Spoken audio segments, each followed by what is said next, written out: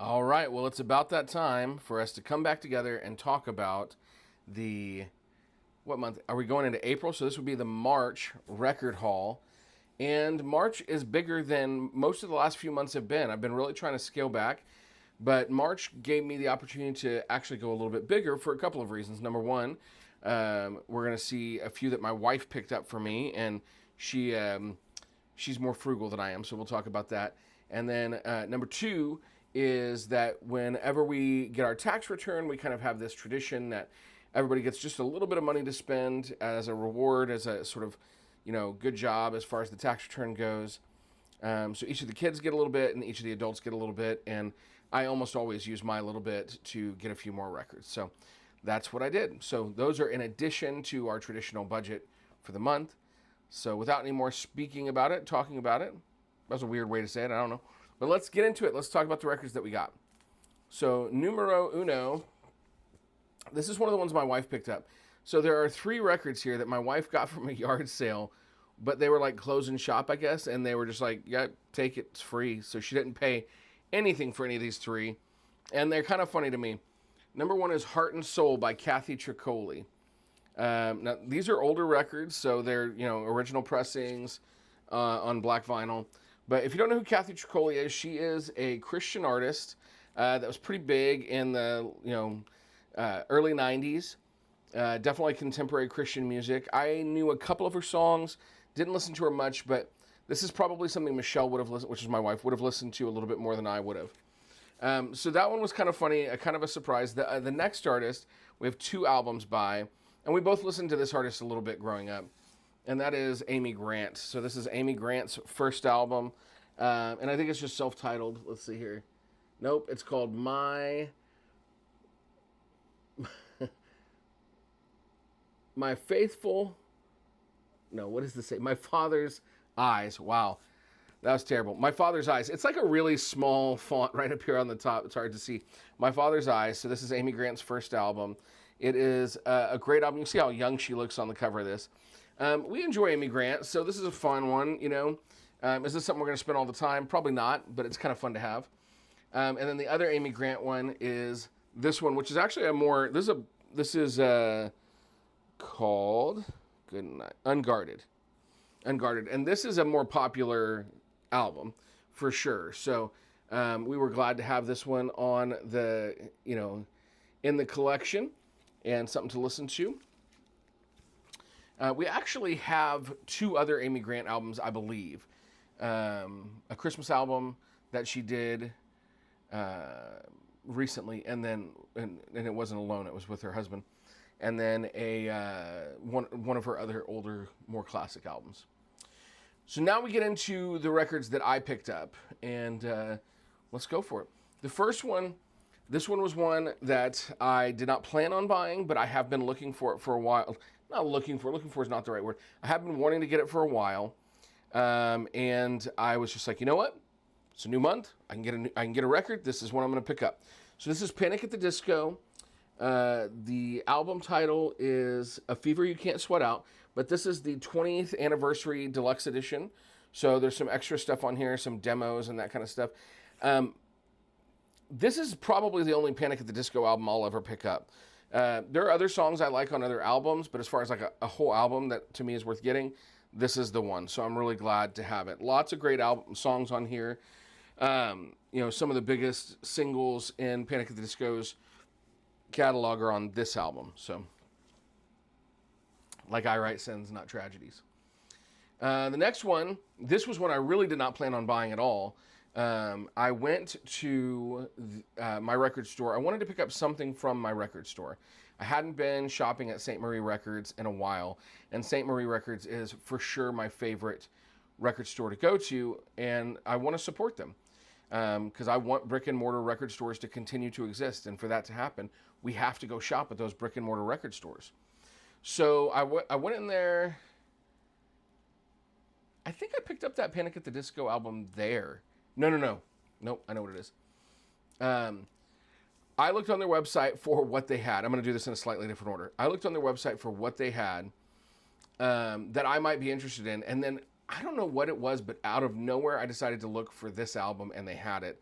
and so I went and picked it up. And that is Silverchair Neon Ballroom. Now, if you don't know this album, this is a fantastic album. It has 2 songs that were huge for Silverchair when this album came out, and 2 songs that I really loved listening to. The rest of the album's great, but it was these 2 songs, and that is Anthem for the Year 2000 and Anna's Song, which Anna's Song is a song about the lead singer battling with anorexia, and they are both gorgeous, gorgeous songs. Silverchair is an underrated band, and this album is definitely underrated. But I definitely went and picked it up and got it at St. Marie, and it's on this sort of pinkish vinyl. It's more like, it's brighter here than it is on the screen, but so it's on this, pink opaque vinyl, and was definitely glad to get that. And then when I was there, I said, what the heck, I'll take a look, and I found that they had this album, Death Cab for Cutie, Kintsugi. This is the only studio album by Death Cab for Cutie that I did not yet own. So that means that I currently have all of their studio albums, which makes me very happy because they're one of my favorite bands. So to be able to pick this up and complete the collection was thrilling for me. There's not a ton of bands that I really want to have every album they put out, at least every studio album, but Death Cab is one of my all-time favorites, so I'm really glad to add that.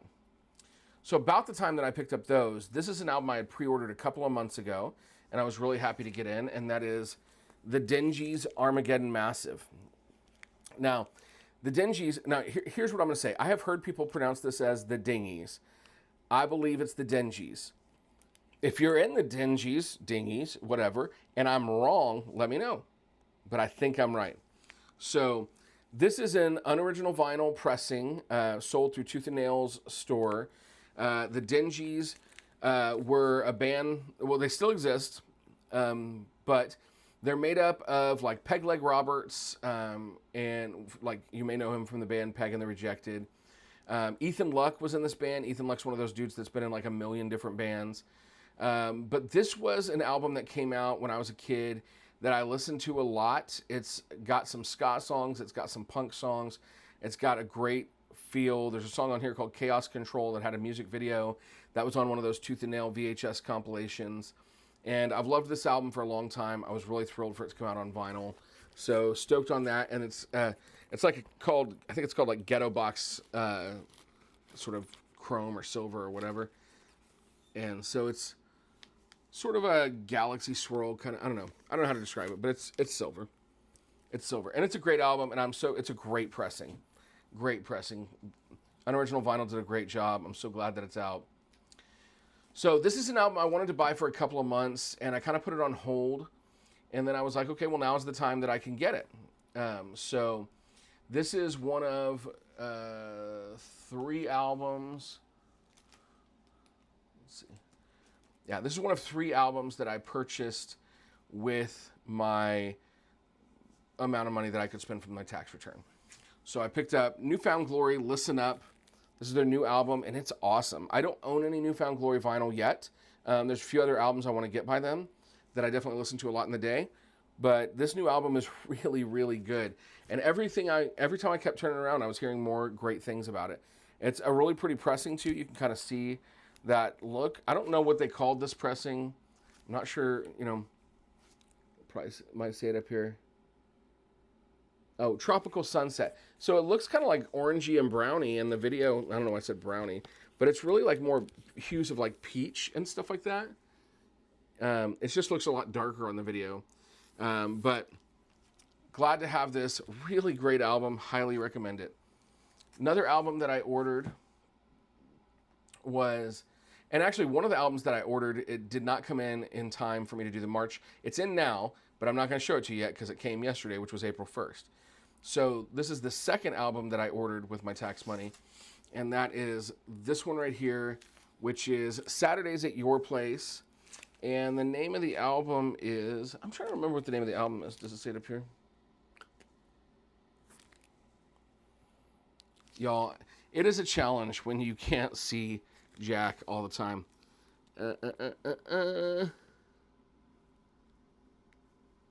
These Things Happen. That's the name of the album.